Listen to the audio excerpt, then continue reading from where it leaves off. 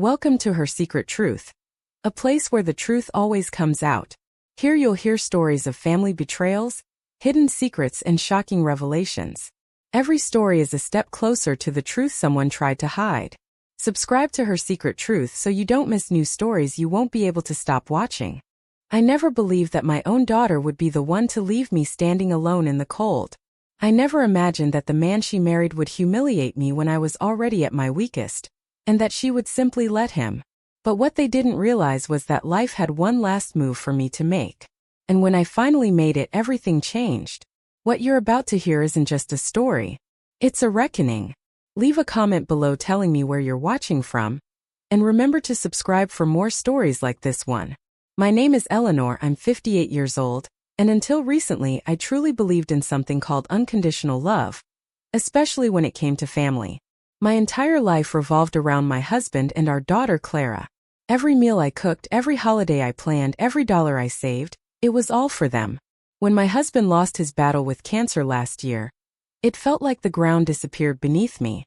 But I kept telling myself that I still had Clara. I still had my daughter. So I sold the home my husband and I had built from scratch in Cedar Park, just north of Austin. That house carried too many memories. Too many nights where I woke up expecting to hear his voice from the kitchen. Clara and her husband Derek offered me a place to stay for a while, or rather Clara did. Derek barely looked up from his phone when I moved in. I tried my best not to be a burden. I kept mostly to the small room in the back, cooked meals, cleaned, and offered to run errands. I wanted to be useful, invisible if necessary. But Derek had a way of making me feel like I was invading his territory. There was always a look in his eyes, that quiet annoyance, like I was a stain that wouldn't wash out. It began with the smallest things. He would roll his eyes whenever I asked something. He'd grab the remote and change the channel in the middle of a show I was watching. Once, as he passed me in the hallway, I heard him mutter under his breath, "Freeloader." I wanted to believe I misheard, but I knew better. Clara didn't say a word. When I looked to her for support, for a hint that she would stand up for me, she simply brushed it aside. "He's stressed," she said. "Work's been rough." So I swallowed the shame and kept quiet. That's what mothers do, right? They keep the peace. But one evening, that one night, everything broke. We were sitting at the dinner table. I had made chicken pot pie, his favorite. Clara was scrolling through her phone. Derek sipping a beer, the silence so thick it pressed against my chest. Then Derek suddenly looked up. "You know," he said, "maybe it's time we stop pretending this is temporary. We're not a charity." Clara froze. My fork slipped from my hand. "What do you mean?" I asked. He gave a crooked smirk. "I mean, how long is this supposed to go on? You're not working, you're not contributing, and we've got bills. We didn't agree to feed extra mouths forever." My chest tightened. I turned to Clara, begging silently for her to say something, anything. But she wouldn't meet my eyes. "Maybe it's best," she murmured, "if you find something more stable, for everyone's sake." I didn't scream. I didn't argue. I just stood up, walked to my room, and started packing. 2 suitcases, that was all that was left of my life. I didn't shed a single tear as I folded my clothes. The crying came later when I stood outside their building, wind biting through my coat, realizing I had nowhere to go. Claire didn't walk me out. Derek didn't bother pretending to care. I sat on the curb for nearly an hour, my phone dead, my heart even deader. That's when I understood what it truly means to be erased. That night I checked into a cheap motel, the kind with peeling wallpaper and a vending machine that steals your change. I lay awake staring at the cracked ceiling, wondering how everything had turned so cold, wondering what sin I had committed to deserve this kind of abandonment. The next morning I texted Clara, "I understand. I love you always." She didn't reply. A week passed. Then another. Birthdays, little updates, all met with silence. 3 months slipped by, each day heavier than the one before. I tried applying for jobs, any kind, but no one wanted to hire a grieving widow in her late 50s with no recent experience. I even considered cleaning houses or babysitting, but my body didn't cooperate the way it once had. The loneliness was suffocating, but worse was the shame. I had given everything to my daughter. How could she turn away so easily? One evening, as I rummaged through a small box of keepsakes, desperate to feel connected to something, I found it, my mother's old diary. I hadn't read it in years, maybe ever. But that night, something told me to open it. I sat on the edge of the motel bed, flipping through the yellowed pages until a single name stopped me cold. A secret. A truth that turned my world inside out. My hands trembled. My pulse roared in my ears. Because suddenly I wasn't just the discarded mother anymore. I was someone entirely different. And for the first time in months, a smile crept across my face. They had taken everything from me, but they had no idea what was coming. After that night, the days melted together like blurred gray watercolor on soaked paper. The air in the motel room always smelled stale, laced with the faint ghost of cigarettes. The constant hum of the vending machine outside became a dull lullaby of defeat. I kept quiet. I didn't cry every night, but when I did, it was the kind of crying that made your whole body tremble. The kind where you hold it in because there's no one left to comfort you. On the fourth day, I texted Clara again. I'm okay. Just wanted to know how you are. No response. 2 weeks later, I tried once more. Just a small heart emoji. Again, nothing. I told myself she was busy, that Derek must be influencing her, that eventually she would come around. But as the weeks slipped by, that fragile hope started to rot inside me. My savings dwindled. I searched for part-time work, grocery stores, front desks, even a diner off the highway, but every rejection sounded the same. Overqualified, or not the right fit. Polite ways to say too old, too broken. One night, I sat on the cold floor of that cramped room, sorting through the only box I had brought with me that wasn't. It wasn't just clothes in that box. It was a time capsule of the life I thought I'd lost. Old photographs, faded letters, and at the very bottom, a small leather-bound book. My mother's diary. I hadn't remembered packing it. I almost put it back, but the moment my fingers brushed the worn leather, something inside me stopped. I turned on the flickering lamp beside the bed and opened it to the first page. Her handwriting was instantly familiar. The same looping, neat ink she used when leaving little notes in my lunchbox as a child. At first, the entries were harmless. Comments about the weather, church gossip, complaints about grocery prices. Ordinary. Safe. But then I reached one that made my stomach twist. It was dated in June. He came again today. Said he wished things were different. That he wished I could be his wife. But he has a family, a business, a name to protect. Eleanor will never know. She must never know. I just pray one day she understands how much I loved her. Even if she was born out of mistake and desire. I read it twice. Then again. The words blurred together. She must never know. My breath caught. My hands began to tremble as I turned the pages. More entries followed. Fragments of meetings in hotels. Hints of secret payments she hadn't wanted but needed to survive. She never wrote his name in full, only the initials HJS. Then came another entry, this one dated in February. He said he's made arrangements in case anything ever happens to him. He'll make sure Eleanor has something, a part of what he's built. It won't be official, of course. It's too dangerous. But he promised a trust, a letter. He said his lawyer, Mr. Hartley, would know that name. Hartley. The name hit me like a blow. I'd seen it before, though I couldn't recall where. It took 2 days of searching on the motel's ancient shared computer, but eventually I found him, Samuel Hartley, a retired estate lawyer still connected to a small private firm in Dallas. I couldn't bring myself to call. My hands shook too much. Instead, I wrote a real letter, pen, paper, and trembling honesty. I told him who I was, who my mother had been, and begged for a chance to talk. 2 weeks later, the phone rang. His voice was old, weathered, and it cracked when I mentioned my mother's name. I always wondered if you'd reach out someday, he said softly. There's something you need to see. The next morning, I boarded a Greyhound bus to Dallas. My suitcase was half-packed, ready in case this turned out to be some cruel trick. But the moment I stepped into his quiet office lined with books and heavy silence, I knew it was real. He handed me a sealed envelope, yellowed and delicate. The name on the front read Harold James Merrick, founder of Merrick Industries, one of the largest oil companies in Central Texas. A man whose face I'd seen in newspapers my whole life. A man with a family, a reputation, and a legacy polished to perfection. The letter was addressed to my daughter, Eleanor Grant. I couldn't read it all at once. I broke down before I reached the second paragraph. Inside, Harold confessed everything. The affair, his regret, the love he'd never spoken, and finally, his promise. In the event of my death, I have ensured that a portion of my personal assets, untraceable through my estate, be delivered to you via Mr. Hartley.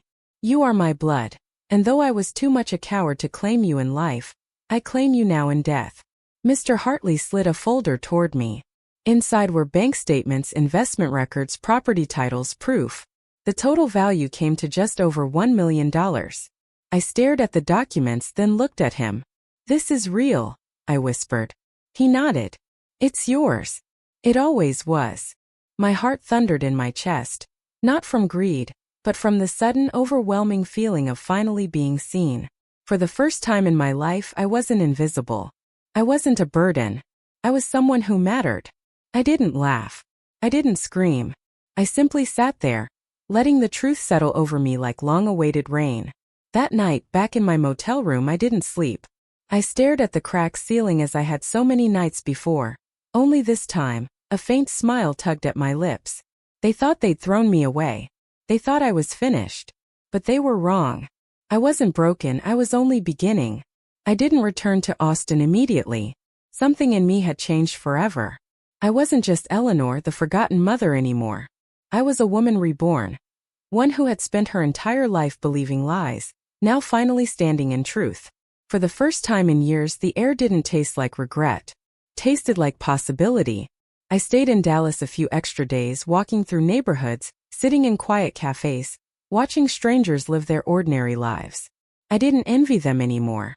Instead, I studied them, wondering who among them hid pain behind practiced smiles, who had been betrayed, who had clawed their way back from invisibility. Samuel Hartley gave me more than an inheritance. He gave me time to think, to breathe, to understand what I now held. It wasn't just wealth. It was power. And for the first time, I knew what to do with it. Because grief, when pushed far enough, becomes fuel. When I finally returned to Austin, I didn't go back to that motel. I booked a short-term rental downtown, just off South Congress, modern, quiet, the kind of place Clara and Derek would never believe I could afford. I started dressing differently, moving differently, speaking with quiet intention. Not to flaunt anything, but to disappear in a new kind of way, the kind of invisible that opens doors. I spent nights watching online videos about investing, real estate, and business law. I learned to read contracts, to understand leverage, not to build an empire, but to make sure no one could ever strip me of stability again. Then one evening, during a late-night search, I found something. A small listing buried deep within a real estate auction site. An aging apartment complex in East Austin. And something about it told me this was where everything would begin again. A little rundown, but still solid where it mattered. That was my first thought when I saw the listing. Then my stomach dropped. The address belonged to the same complex where Clara and Derek lived. I stared at the screen, pulse quickening. The property was marked distressed, its owner behind on taxes, auction set in 2 weeks. I didn't hesitate. With Mr. Hartley's guidance, I formed an LLC, a quiet, anonymous shell company. I filed the papers, moved the funds, and placed the bid. I wasn't plotting revenge. Not exactly. I simply wanted control over the one place they believed was theirs. The auction passed without fuss. My company won. Cleanly. Legally. Invisibly. And just like that, I owned the building where they had kicked me out with 2 suitcases and hollow excuses, where they'd stripped me of dignity when I had nothing left. I remember sitting at my small desk, the deed open before me, whispering under my breath, "Let's see how Derek likes paying rent to the woman he said couldn't pull her weight." A month later, official notices went out to every tenant. Rent reviews. Lease renewals. For Clara and Derek, the new figure wasn't double, it was triple. Full market rate, plus overdue adjustments. I didn't have to be there to witness Derek's reaction. I could feel it. His pride was predictable. He'd take it as a personal attack. But this wasn't about money, it was about balance. Derek was a man obsessed with control, and I had quietly taken it from him. 2 days later, Clara called. Her first attempt to reach me since the night they told me to leave. I let it go to voicemail. "Mom, I don't know if you've heard, but something weird's happening. Our rent just shot up. Derek's losing it. I don't know what to do. Can we talk?" I didn't respond. This wasn't vengeance. It was gravity, and they were finally feeling its pull. One night I drove by the complex. Their lights were still on. Through the curtains I saw movement. Clara pacing, Derek shouting, his shape familiar even in shadow. I watched for a minute, then drove away. Part of me felt hollow. Another part satisfied. And deep beneath it all the ache remained, because even then, even knowing what I knew, I would have given anything to be invited back into her life. Not into that apartment, but into my daughter's heart. But I understood that couldn't happen, not yet. So I stayed silent and waited. Sometimes the most powerful form of justice doesn't speak at all. And I wasn't finished. 3 weeks after the rent increase, I saw Clara again. It was at the grocery store. She didn't notice me. I was a few aisles away, hidden behind a rack of discounted cereal. She looked worn down. Not just tired, depleted. Her hair was tied back carelessly, the way she used to do after crying. Her cart was half empty. Rice, eggs, a few cheap cans. I should have walked away. But I didn't. I followed her quietly, heart pounding like I was doing something wrong. She stopped in front of a small box of macaroni and cheese, hesitated, checked her phone, probably a message from Derek, and then set the box back on the shelf. That single gesture broke something inside me. Not from triumph, but from memory. I saw the little girl who used to run into my arms when she scraped her knees. The one who asked me every night to check under her bed for monsters. And now she was living beside one. When I got home, I sat on the couch for hours staring through the window. Life had twisted us into strangers. But this wasn't punishment. It was consequence, and consequence had been a long time coming. Now I had plans. The building was only one move in a longer game. A slow, deliberate chess match. With the LLC fully established and the property transferred, I started small repairs. Leaky pipes. Broken locks. Flickering lights. Derek didn't notice. He was too busy sending angry emails to the property manager, demanding answers. But I knew him. He wouldn't leave. His ego wouldn't allow it. And Clara, as always, would follow his lead. So I continued. I changed the property signage, installed security cameras in the lobby, replaced the tenants' mailboxes. All under the name of my company, E.G. Holdings, short for Eleanor Grant. No one had any idea who stood behind it. Then came the next step. Annual inspections, mandatory for all residents. Derek sent a furious message through the tenant portal, full of indignation and empty threats. I smiled as I read it. He was unraveling and I didn't need to lift a finger. Meanwhile, I was changing too. My reflection no longer looked like the woman they discarded. I wore my hair sharper, my clothes cleaner and more deliberate.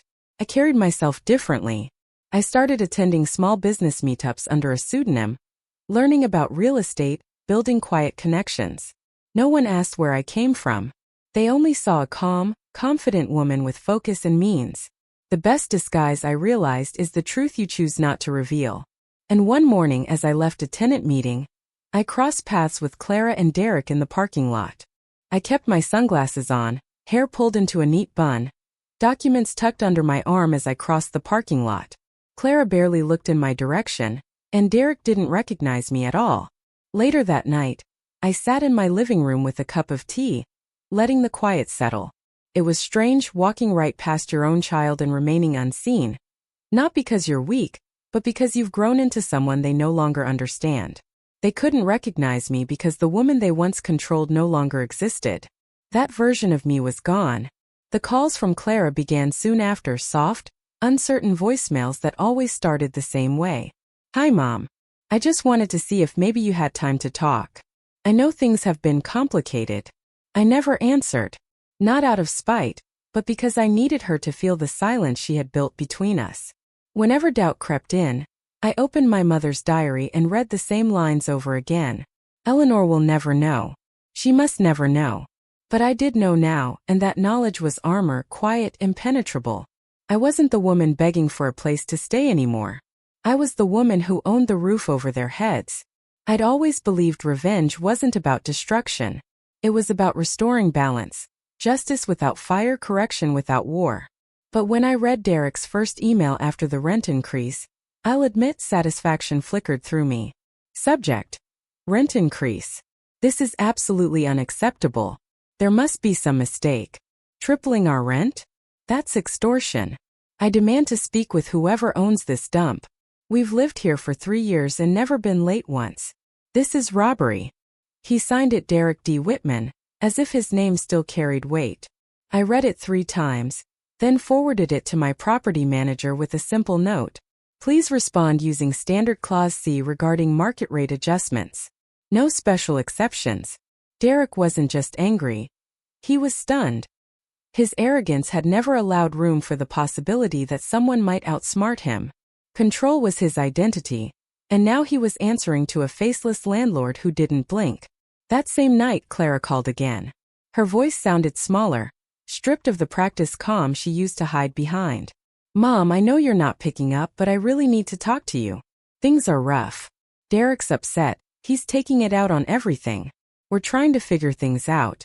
I miss you. I really do.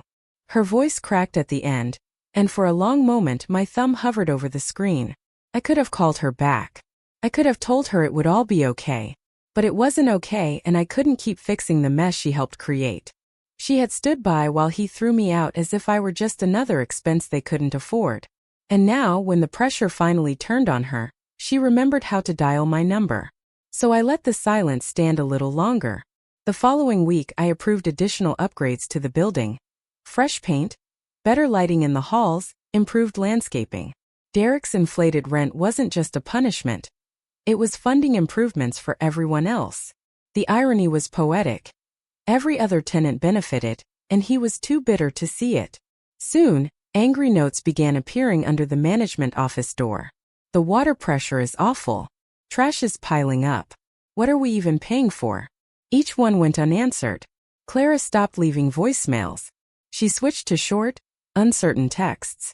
Hey, can we talk? I really need you. Then nothing. Meanwhile, the numbers told a different story. E.g. Holdings was thriving. Rent payments steady, tenants content. The only turbulence came from one unit, apartment 3B, where Derek was unraveling and Clara was caught in the wake. The next quarterly report from the building manager confirmed what I already sensed. Attached photos showed mildew in their bathroom, cracked tiles in the kitchen, stacks of unopened mail by the door. They were cutting corners, slipping fast. Pity didn't come. Clarity did. This was never just about rent, it was about power. And Derek was losing his grip, inch by inch. Word around the property was that he'd started taking on extra shifts at work, while Clara had been seen crying on the back steps by another tenant. They were crumbling quietly, and I hadn't had to lift a hand. For years I had begged to be heard, to make Clara see what kind of man she'd married, what she was becoming beside him. Now they were suffocating in the same silence they'd once forced on me. My new apartment overlooked their courtyard. Different building, higher floor, safer neighborhood. A view they could never afford. I didn't watch them often, just enough to remind myself that I hadn't imagined the betrayal, that it really had happened. And that consequences, though delayed, always arrive. Still, on some nights, I found myself by the window, phone in hand, staring at Clara's last message. I really need you. The mother in me ached. But the woman I had become knew better. This wasn't the end of the story. It was the beginning of the reckoning. I used to think heartbreak was loud. Screaming matches, slamming doors, public scenes. But I've learned that the real kind is quiet. It sounds like a voicemail you never return. A message left unread. The quiet ache that lingers between you and the person who once called you mommy. Clara's calls eventually stopped. The text slowed, then disappeared. But the damage on her end only deepened. From what I gathered through the building staff, the tension inside that apartment had curdled into open hostility. Derek was lashing out at everyone. Snapping at the maintenance team, rejecting repair requests, demanding unnecessary inspections, desperate to find someone to blame. Clara, they said, looked like she hadn't slept in days. I didn't gloat. I didn't feel triumph. This wasn't about watching them crumble. It was something harder. Watching my daughter choose to live inside a cage and still call it love. One afternoon, my property manager forwarded a noise complaint report. The neighbor below had heard a fight. Yelling, glass clattering, someone shouting, "You've lost control. This is all your fault." Derek had stormed out and didn't return until morning. Clara stayed locked inside the apartment all night. Lights off, curtains drawn. I waited. Not for him, for her. 2 long days passed before the building's intercom finally buzzed just as the evening sun slipped behind the trees. Hi, this is Clara Whitman. I was wondering if my mom lives here. My heart stopped. I didn't answer immediately. I just stared at the screen frozen. Then slowly I pressed the door release. 10 minutes later there was a soft knock at my door. When I opened it, she stood there, pale, worn, her makeup smudged, her blouse wrinkled. She looked 20 years older than she was. We just stared at each other. Neither of us spoke. Finally she exhaled. Hi, Mom. I stepped aside. She came in slowly, as if unsure she was welcome. The silence filled the room except for the faint clink of teacups as I poured water into 2 mugs. I didn't ask why she'd come. I didn't ask how she was. I simply handed her the tea and sat across from her, waiting. I don't know where to start, she whispered. I said nothing. He's not easy. He's angry all the time, about the rent, about me, about everything. He even blames the dog next door. She looked down at her hands. I thought I was doing the right thing back then when we asked you to leave. Asked like it was a choice. I just wanted to keep the peace. Derek said you'd never leave unless we pushed you. And her voice faltered. I hate myself for agreeing. I took a slow sip of tea. I miss you, she whispered. But I don't know how to fix it. I studied her face. The tension around her eyes, the guilt in her posture. She was searching for forgiveness but too afraid to ask for it out loud. So I gave her the only thing that felt right. Silence. Because sometimes silence is safer than truth. We stayed like that for nearly an hour. She didn't ask for money, didn't ask for help. She just wanted to sit near me, and I let her. When she finally rose to leave, she reached for my hand. I'm sorry, she said softly. For everything. I didn't say it back. I just held her hand a little longer than she expected. She pulled away first, eyes glistening, and walked out. I didn't cry. But when the door clicked shut, I sank into my chair, cradling the still warm teacup like a small, fragile heartbeat. She had come. She had looked me in the eye. And I knew the cracks were beginning to show. Real power, I've learned, doesn't scream. It doesn't slam doors or make threats. It moves quietly, pulling one string here, closing one door there, until the people who underestimated you start to squirm. And Derek was squirming. After Clara's visit, the atmosphere in that apartment grew darker. I didn't need cameras to sense it. A house gives itself away if you know how to listen. The maintenance team told me he'd become volatile, storming into the office twice a week, demanding to know who owned the building, insisting on names, faces, someone to blame. The mystery infuriated him. The lack of control drove him mad. And I knew he'd start digging. Derek was never the type to surrender quietly. I'd seen how he used to monitor Clara's phone when she took too long at the store. How he'd check her receipts, question every errand. Possessive didn't even begin to describe it. So when he began prying into EG Holdings, I was ready. He started small, searching the LLC registry. But my lawyer had filed it through a privacy trust. No name, no trace. Next came fake emails to the property manager, pretending to be a tenant asking about ownership. Then he called the title office, impersonating a lawyer representing another property. The clerk caught it immediately and flagged the call. When those attempts failed, he turned his suspicion inward. I don't know exactly what happened next, but one of the tenants reported hearing glass shatter, followed by shouting, rage tinged with fear. A maintenance worker went up to check. No one answered the door, but through it, he could hear Derek pacing, muttering, Clara crying. The silence that followed was heavier than the noise before it. A few days later, I received an unmarked envelope. No return address. Inside was a single note. I know what you're doing. You think you're clever, but you don't scare me. I'll find out who you are. And when I do, you'll regret it. There was no signature, but I didn't need one. The handwriting told me everything. Derek wrote the way he spoke, angry, uneven, pressing too hard on the paper. I sat there with the letter in my hands, heart thudding. Not from fear, but from memory. It took me back to that kitchen. The look in his eyes when he told me I was nothing. The way Clara stood beside him, silent and complicit. Now he was the one clawing at shadows, choking on uncertainty, shouting into the void. It was poetic. It was dangerous. So I tightened my defenses. I had my lawyer coordinate with building security. More cameras went up. Quiet legal routine. The tenants would stay protected. The building would stay standing, no matter how loudly one man tried to tear it apart. Clara never called again, but news trickled in through the property staff. She'd sold her car and started walking to work. Utilities cut back. Lights out by 10. No heat on some nights. The cracks weren't just in their marriage anymore, they were in their survival. And still I kept my distance. This was never about revenge, it was about resolution.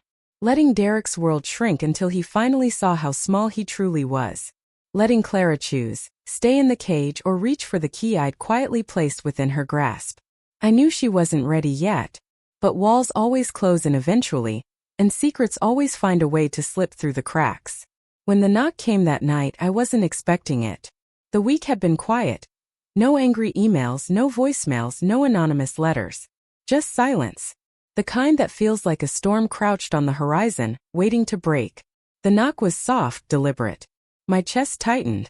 When I opened the door, Clara was standing there, drenched from the rain, clutching a grocery bag to her chest as if it were the only thing holding her together. Her eyes were red. Her lips parted but no sound came. She looked like she'd run out of words days ago. I stepped aside. She entered slowly, dripping onto the hardwood. I handed her a towel. We moved quietly, like two people afraid of startling the air itself. I warmed the kettle, poured 2 mugs of chamomile tea. She sat on the edge of the couch, hesitant as if she didn't deserve to stay. Maybe she didn't. She stared into her cup before finally whispering, "He's not who I thought he was." I said nothing. "I mean, part of me always knew," she continued, voice trembling. "But I told myself it was stress. That if I just supported him, he'd get better. That if I was patient, he'd come around." I remained silent. Her voice cracked. "He thinks someone's targeting us. He's obsessed. He's been going through my phone, my emails. Last week he followed me to work. Said he was making sure I wasn't involved." A shiver passed through her. Not from cold but fear. Then she said, almost in a whisper, "He asked if I was hiding something. If you were hiding something." My breath caught. "I told him I hadn't spoken to you in weeks," she said. "That I didn't even know where you lived." She hesitated. "But that was a lie. I saw your building's name on a security notice. The same management company. I figured it out." Of course she had.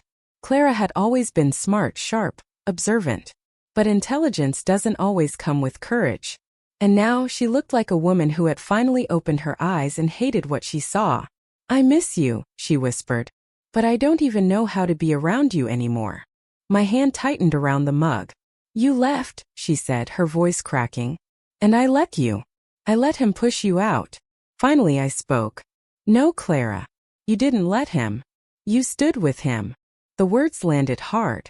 She blinked, her lips parting like she wanted to deny it, but she couldn't. There was nothing left to defend.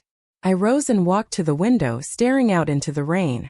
"I begged for your voice that night," I said quietly. "Just one word. Just one." Behind me, she let out a broken breath.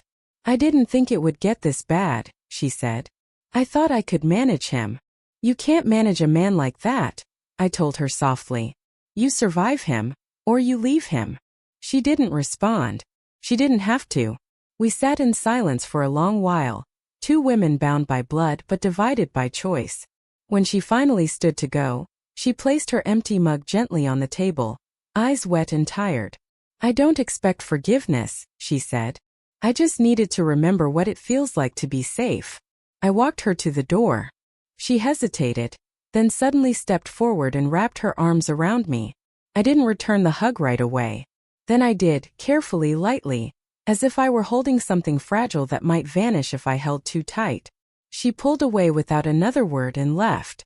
When the door clicked shut, I felt something shift deep inside. Not forgiveness, not yet, but the faintest spark of something that could one day grow into it, if she allowed it. The invitation went out that following Tuesday morning. Quiet, professional, unnoticed by most. Subject, tenant meeting. Message, discussion of upcoming building renovations scheduled in the common room next week. Mandatory attendance. Questions welcome. I knew Derek would come. He couldn't resist.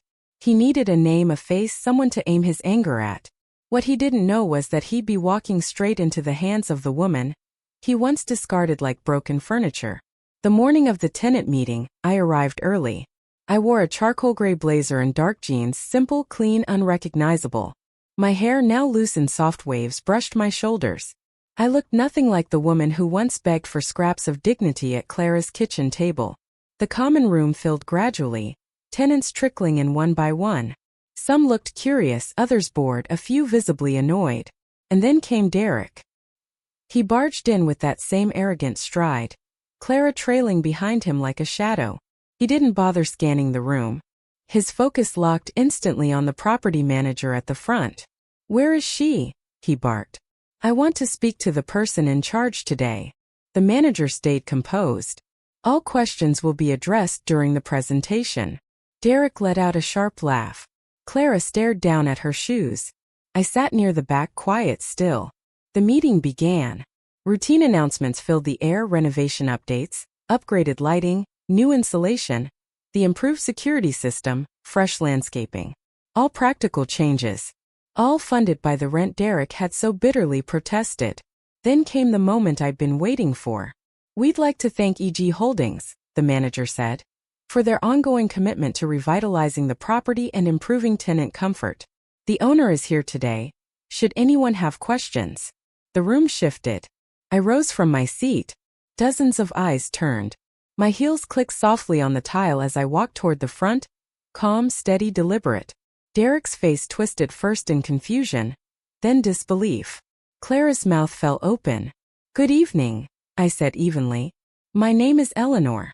I'm the owner of this building." The silence was deafening. Derek shot up so quickly his chair scraped against the floor. "You? This has to be a joke. What kind of game is this?" I met his eyes and held them.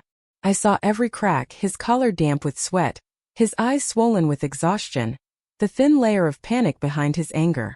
"No game," I said softly. "Just business." He took a step closer. "You manipulated this. You were behind all of it, the rent hike, the renovations. You're trying to destroy us." "I didn't move. I gave you a roof. I improved the property. I treated every tenant the same. What I didn't do," I said, "was forget."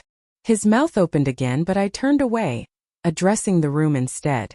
"If anyone has questions about the changes or the new improvements, I'll be happy to answer them after the meeting. Thank you." I stepped aside. The presentation continued, though the air in the room never settled. Derek didn't sit down. He stood there trembling, his fury palpable. Clara sat frozen, hands clasped tightly in her lap, eyes wide and glassy. When the meeting finally ended, tenants approached me one by one, shaking hands, offering thanks, asking questions. Some admitted they had suspected. Most hadn't. Derek waited until the room was empty. Then he stalked toward me. "You think you've won?" he hissed. "This is nothing. You've made an enemy." I met his glare with calm. "No, Derek. I didn't make anything. You did. On the day you looked me in the eye and decided I didn't matter." Clara stepped between us, her voice shaking. "Derek, stop." He turned, startled. "What did you just say?" "I said stop," she repeated, louder this time. "She's not your enemy. She never was. You are." The words hit him like a blow. He stared at her, stunned. Clara turned to me, tears gathering in her eyes. "I didn't know," she whispered. "About the building, the money, any of it." "I know," I said gently. "Why didn't you tell me?" "Because you needed to see it," I said. "Not just hear it." Her chin quivered as she blinked back tears. Derek gave a bitter laugh and took a step backward. "You two deserve each other." "No," I said quietly. "She deserves better." And I walked away. For the first time since that night in their kitchen, something shifted inside me. Not vengeance, not even relief, but power. Quiet, steady, entirely my own. For days later, Clara knocked on my door again. She was holding something, and the moment I saw it, my knees nearly gave out. A book, faded leather, its spine cracked, edges worn smooth. My mother's diary. I opened the door wordlessly. She stepped in, clutching it like it might fall apart in her hands. "I found it in my closet," she said. "The last time I visited, you must have left it behind." She placed it gently on the coffee table, as though it were sacred. To me it was. I read it, she said quickly. I wasn't trying to pry. I just recognized her handwriting. I wanted something that made sense. The room went still. The air felt thick between us. I didn't know about Harold Merrick, she whispered. Or the money. Or the trust. Or any of it. I nodded slowly. I didn't either. Not until I had nothing else left to lose. Her voice cracked. Mom. Why didn't you tell me? Why did you let me believe you were helpless? I looked at her, and for the first time in years she didn't look away. Because I was helpless, I said quietly. That night you closed the door on me. I didn't have a plan. I didn't have money. I didn't even have a place to cry where someone wouldn't tell me to keep it down. Clara winced. I found the diary when I was at my lowest, counting coins just to eat dinner, going days without speaking to another soul. That diary didn't just tell me who I was. It reminded me that I mattered, that my mother loved me, even when she couldn't show it. She fought for me in silence. Clara sat, her hands clenched tight in her lap. I don't know how I became the kind of daughter who could do what I did, she whispered. I keep asking myself that over and over. I moved to the window, watching the street below. The world outside went on as if none of this had ever happened. You didn't become her all at once, I said. It happened in small ways. Each time you let something slide, chose peace instead of truth, convinced yourself that love meant loyalty, even when it hurt. She rose and walked toward me. I've left him. The words landed like a thunderclap. He tried to go through my things again, my laptop, my bag. I told him no. That was it. He screamed, packed a suitcase and left. Said he'd be back. I changed the locks the next day. I turned to her, stunned. I don't know who I am without him, she admitted, her voice trembling. But I'd rather find out than keep disappearing. Silence filled the room, heavy and alive. Then she glanced at the diary. You didn't deserve what I did, what we did. I can't fix that, but I want to try. I crossed the room slowly and sat beside her. I used to dream about hearing those words, I said. But now they don't erase the past, they rewrite it. Her brows knit together in confusion. I squeezed her hand gently. You see me now. That changes everything. We sat together in a silence that didn't ache anymore. It was the kind that mended instead of wounded, the sound that comes after truth finally finishes speaking.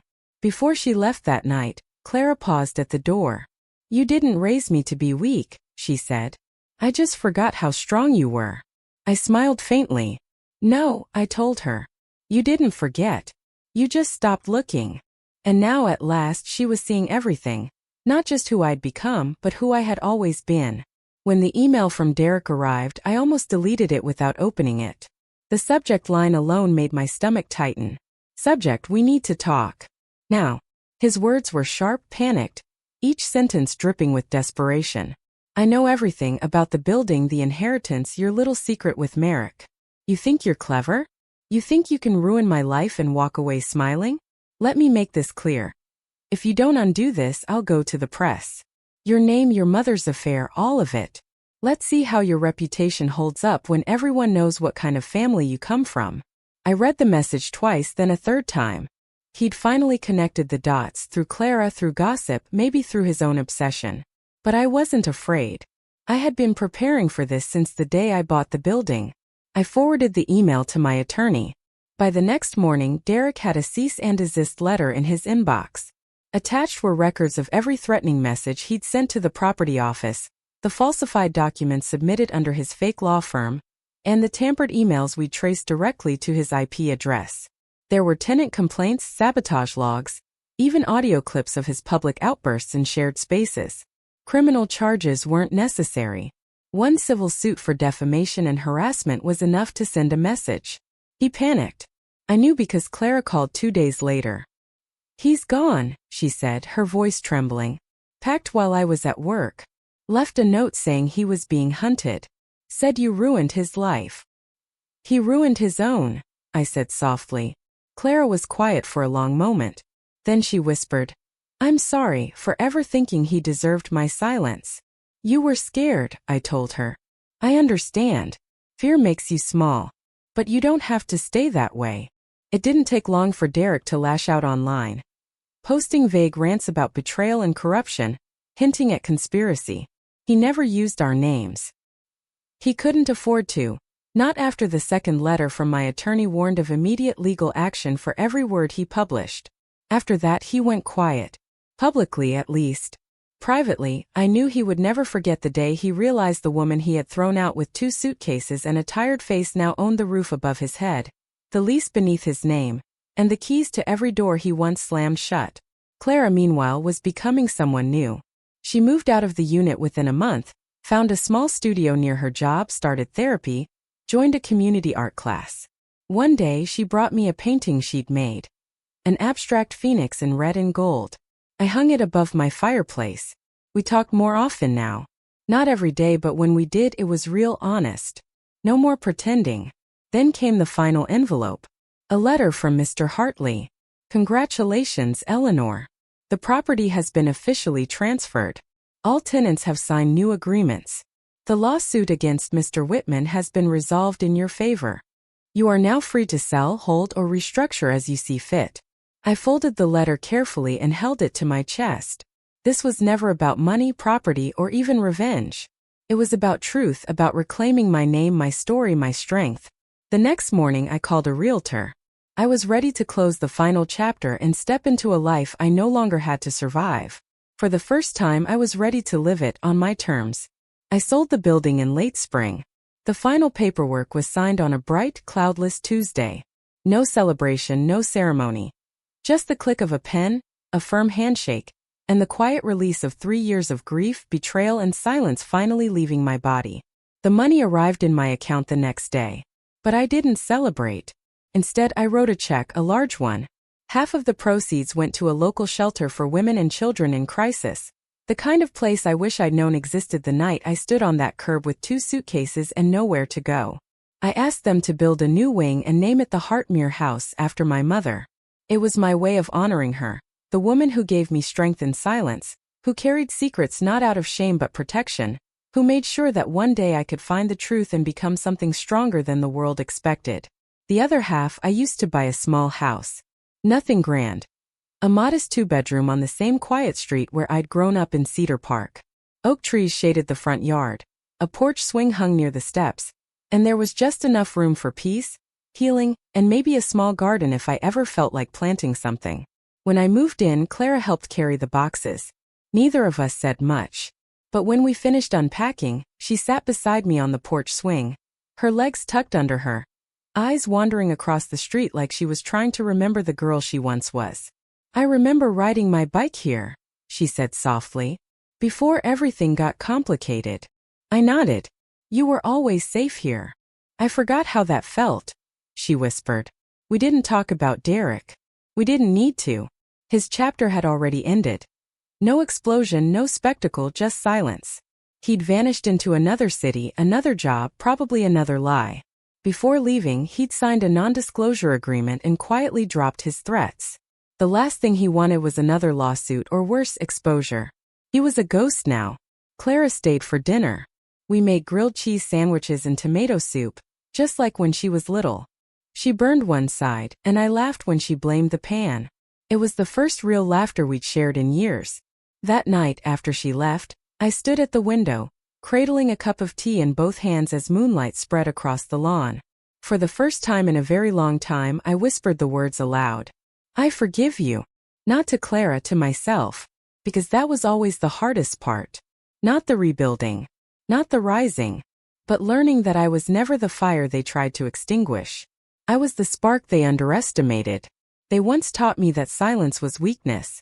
But I learned how to wield it. They tried to erase me. And I became someone they could never forget. I sat down on the couch, opened my mother's diary one last time, and slipped a small note inside for Clara to find someday. You don't need their love to be worthy. You don't need their approval to be strong.